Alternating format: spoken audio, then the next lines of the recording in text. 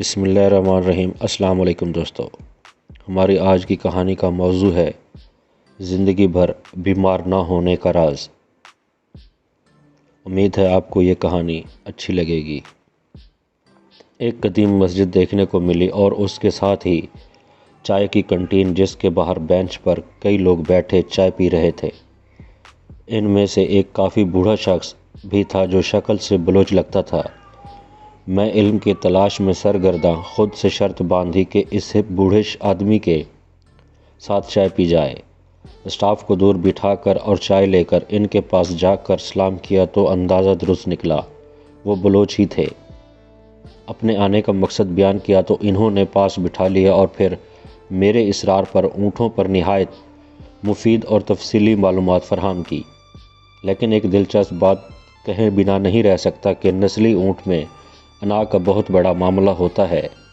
ہر اونٹنی کا اس کے نبھا نہیں ہو سکتا۔ خیر، بات ختم کرتے وقت میں نے اپنی عمر بتائی اور ان کی پوچھی تو معلوم ہوا 95 برس کے تھے اور ان کی والدہ کا انتقال 105 برس کی عمر میں ہوا تھا۔ میں نے ذرا ہچکچاہٹ سے پوچھا کہ اچھی صحت کا راز تو بتائیں۔ کہنے لگے بس بیمار نہ ہو پڑو۔ میں نے کہا یہ تو ہمارے بس کی بات نہیں۔ ہنستے ہوئے کہنے لگے بس کی بات ہے۔ میں نے کہا آپ بتائیں، میں ضرور عمل کروں گا۔ میرے قریب آ کر آہستہ سے کہنے لگے منہ میں کبھی کوئی چیز بسم اللہ کے بغیر نہ ڈالنا، چاہے پانی کا قطرہ ہو یا چنے کا دانہ۔ میں خاموش سا ہو گیا۔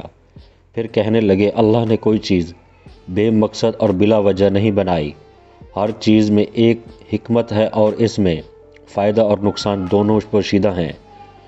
جب ہم کوئی بھی چیز بسم اللہ پڑھ کر منہ میں ڈالتے ہیں تو اللہ اس میں سے نقصان نکال دیتا ہے۔ ہمیشہ بسم اللہ پڑھ کر کھاؤ پیو اور دل میں بار بار خالق کا شکر ادا کرتے رہو، اور جب ختم کر لو تو بھی ہاتھ اٹھا کر شکر ادا کرو، کبھی بیمار نہ پڑو گے۔ میری آنکھ تر ہو چکی تھی۔ ہماری مسجدوں کے ملا اور عالموں سے یہ کتنا بڑا عالم تھا۔ دیر ہو رہی تھی، میں سلام کر کے اٹھنے لگا تو میرا ہاتھ پکڑ کر کہنے لگے کھانے کے حوالے سے آخری بات بھی سنتے جاؤ۔ میں جی کر کے پھر بیٹھ گیا۔ کہنے لگے اگر کسی کے ساتھ بیٹھ کر کھا رہے ہو تو کبھی بھول کے بھی پہل نہ کیا کرو، چاہے کتنی ہی بھوک لگی ہو، پہلے سامنے والے کی پلیٹ میں ڈالو، اور وہ جب تک لقمہ اپنے منہ میں نہ رکھ لے تم نہ شروع کیا کرو۔ میری ہمت نہیں پڑ رہی تھی کہ اس کے فائدہ پوچھوں، لیکن وہ خود ہی کہنے لگے یہ تمہارے کھانے کا صدقہ ادا ہو گیا، اور ساتھ ہی اللہ اب بھی راضی ہوا کہ تم نے پہل اسے کہ بندے کا خیال کیا۔ یاد رکھو غذا جسم کی اور بسم اللہ روح کی غذا ہے۔ اب بتاؤ کیا تم ایسے کھانے سے بیمار پڑ سکتے ہو؟ میں بے ساختہ ان کے چہرے پر اپنے دونوں ہاتھ رکھ کر تیزی سے جانے کے لیے مڑ گیا کہ دین کی چھوٹی چھوٹی باتوں سے ہم اور ہماری اولادیں کتنا محروم ہیں۔ تو دوستو، کیسی لگی آپ کو یہ کہانی؟ مجھے آپ کے اچھے فیڈ بیک کا انتظار رہے۔